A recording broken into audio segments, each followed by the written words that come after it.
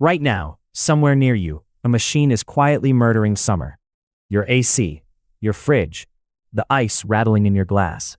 Now erase all of it. Every cold thing on Earth, gone.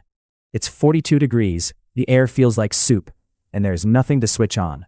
That was every summer, for everyone, for almost all of human history. So how bad is that, really? Here's the scary maths your body is doing every hot day. You run at 37 degrees. If your core hits about 42, that's it, the machinery cooks. The gap between lovely day at the beach and medical emergency is 5 degrees. 5. Summer isn't a vibe. Summer is a countdown. But here's the twist nobody tells you. You, yes you, currently losing a fight with a worn pillow, belong to the single best hot weather species on this planet. Humans are the world champions of sweating. Millions of tiny glands, more than almost any animal alive. Your superpower isn't fire or tools, it's being damp. And ancient hunters weaponized it. In the Kalahari, hunters have been documented doing something outrageous, picking the hottest hour of the day and simply jogging after an antelope. The antelope sprints, overheats, stops. Sprints, overheats, stops. For hours, until the fastest animal on the plain collapses, beaten by a slow guy who could sweat. But sweat has a price: water. Lose too much and the superpower becomes the problem. So the whole story of surviving summer, every trick in this video, comes down to 3 moves. Find shade, guard water, and outsmart the clock. No electricity required, just genius. Start with the houses. Because ancient houses fought back. Thick mud brick walls don't just sit there. They're a heat sponge. All day the wall soaks up the sun and the inside stays cool. By the time the heat finally soaks through, it's night. The desert outside is freezing, and the wall is now a heater. Then, the courtyard. The ancient world's favorite invention. A shaded hole in the middle of your own house.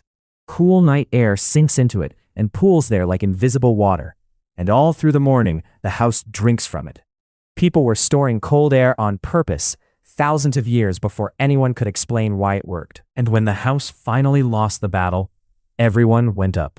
Across Egypt and Mesopotamia, entire families hauled their bedding onto the flat roof and slept under the stars. The whole neighborhood, snoring at altitude. The roof was the summer bedroom. Imagine your entire street deciding, together, that tonight the ceiling is canceled. Egyptians went further. They hung damp reed mats in doorways and slept under wet sheets, so every breeze arrived pre-chilled. That's evaporative cooling, the exact physics inside a modern swap cooler, being used by people in linen kilts 4,000 years ago. Your ancestors didn't have the machine, they were the machine. Now to Persia, where engineering got show-offy. Rising from the rooftops, wind catchers, tall, elegant towers with open mouths that grab the breeze, pull it down over cool water, and pour chilled air into the rooms below. No moving parts, no power, just a tower that drinks wind. They cooled desert cities for centuries, and they still work. And then Persia did something that shouldn't be possible. They made ice in the desert over 2,000 years ago. Shallow pools of water, left out on clear winter nights, froze because cloudless desert skies let heat escape straight into space. The ice went into yakhchals, huge thick-walled domes that kept it frozen deep into summer. Ice in the desert. And here's the thing to understand about all of it. None of this was primitive fumbling. These people had no thermometers, no theory of heat, and they were doing applied physics anyway, by pure trial, error, and desperation. Necessity isn't just the mother of invention. In 40-degree heat, she's a drill sergeant. The second weapon was the clock. Ancient workdays didn't fight the sun, they dodged it. Farmers were in the fields at first light when the air was soft and the ground still cool, and by the time the heat turned lethal, the day's real work was already done. Dawn wasn't discipline. Dawn was armor.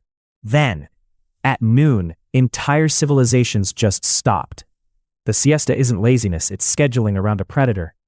Shops shut, streets emptied, and the world agreed to be unconscious during the murder hours. Markets came alive again in the evening. Half the planet ran on this rhythm for thousands of years. The nap was infrastructure. Medieval monks even gave the misery of midday a name. They called it the noonday demon, that crushing, listless despair that hits when the sun is highest and time goes syrupy. They thought it was a spiritual attack. Anyone who sat through a 2 p.m. meeting in August knows the monks were onto something. The Romans blamed the heat on a star. When Sirius, the dog star, rose with the sun in late summer, they declared these the dog days, a cursed season when crops wilted, tempers snapped, and dogs went mad. Their solution was very Roman: blame the sky, then go build the greatest cold water empire in history. Because water was the real currency of summer. Rome piped it in on 11 aqueducts, stone rivers marching across valleys, pouring unthinkable amounts of mountain water into the city every single day. Street fountains ran non-stop, free, on every corner. The average Roman lived closer to cold running water than some of us live to a kettle. Ordinary villages had their own trick: the sweating jar. Store water in porous clay, and the jar weeps. A little water seeps out, evaporates, and steals heat from what's left inside. Result: genuinely cool water from a pot in the middle of summer. People have used it from Egypt to Spain for millennia. The rich, of course, took it further, into the frigidarium, the Roman bathhouse's cold plunge room. You'd sweat through the hot rooms, then hurl yourself into a chilled pool with a scream you'd pretend was dignity. Emperors built these, the size of cathedrals. Rome didn't endure summer. Rome installed a boss fight against it. And now the fact that breaks everyone. Ancient Rome had snow shops. Mule trains hauled mountain snow into the city, where vendors sold it by the scoop, and Romans stirred it into their wine and honey drinks. That's a slushie. Rome had slushie stands. 2,000 years before the gas station, the freezer aisle already had a queue. The philosopher Seneca thought it was decadent madness, grown Romans paying fortunes for frozen water, boiling it first so it would chill clearer. He grumbled that Rome had made a luxury out of snow, and that's the reframe. Cold wasn't comfort, cold was status. The poor sweated, the rich sipped winter in July. Weapon 3, clothes, and the ancients dressed smarter than us. Egyptian linen, loose, white, breathing, bouncing sunlight away while air moved underneath. Desert peoples wrapped up head to toe in flowing layers, not despite the heat, but against it, carrying their own shade. 4,000 years of field-tested summer fashion. Then, the Victorians arrived and forgot all of it. Wool suits, waistcoats, corsets, in August. Whole generations dressed for a funeral in a furnace. Fainting couches doing very serious business, because bare arms were scandalous, but heatstroke was apparently fine. Progress is not a straight line. Sometimes it wears 3 layers in summer.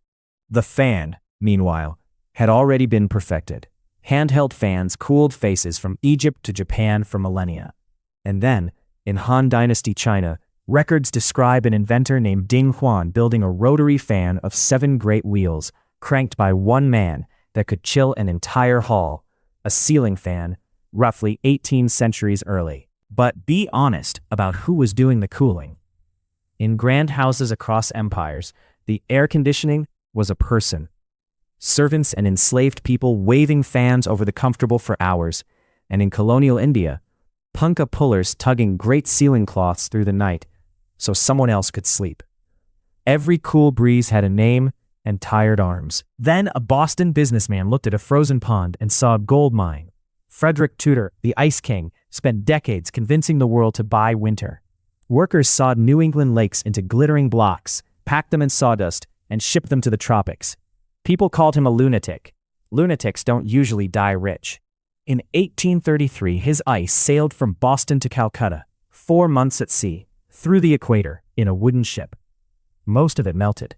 Enough survived. India met American pond ice and paid premium prices on the dock. Within decades, ice was a global commodity. Norway exported frozen lakes, and the Iceman's cart became a summer heartbeat. But when the heat truly came for a city, none of it was enough.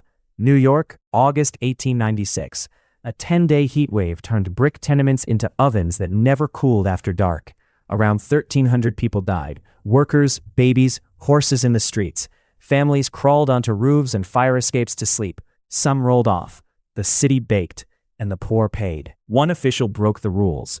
Theodore Roosevelt, then a young police commissioner, pushed the city to give away free ice from the docks, and walked the tenements himself, watching mothers chip slivers for sick children. It wasn't enough. It was also for hundreds of families, everything.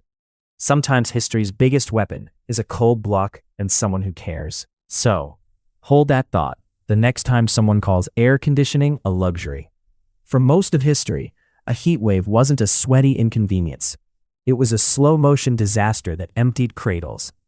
The machine humming in your window isn't spoiling you.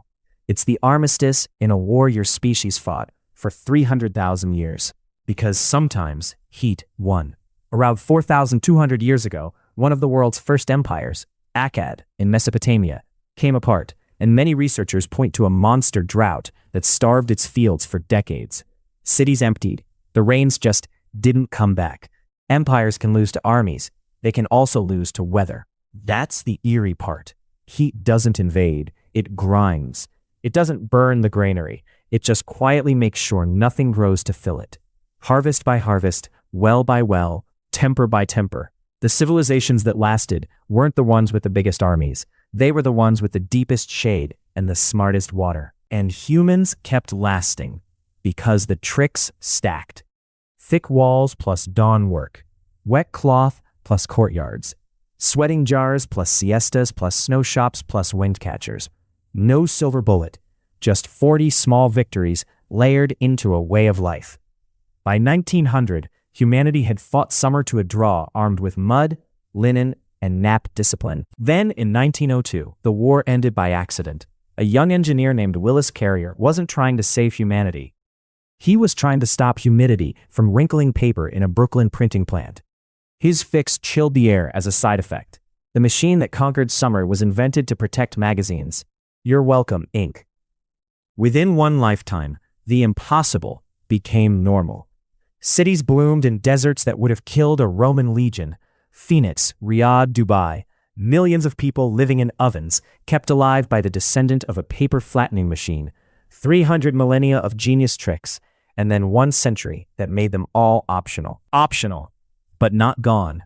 Every time you nap through a scorching afternoon, drink from a clay-cooled botijo, sleep with the windows cross-ventilated, or step into a courtyard shade and feel the temperature drop, you're running software written by people who stared down 40-degree summers with nothing but mud and nerve. Because that's who you come from. 300,000 years of summers, and your line made it through every single one. The rooftop sleepers, the dawn farmers, the ice haulers, the mothers on the fire escapes. The heat took its shots at all of them. And here you are anyway, the child of the ones it couldn't beat. So tonight, when the air conditioner clicks on and that cold hum rolls over you, listen to it properly, just once. That little hum is the sound of the longest war in human history ending. And you won it. Next time, your fridge has an even darker origin story, because before it existed, everything was rotting. Sleep cool.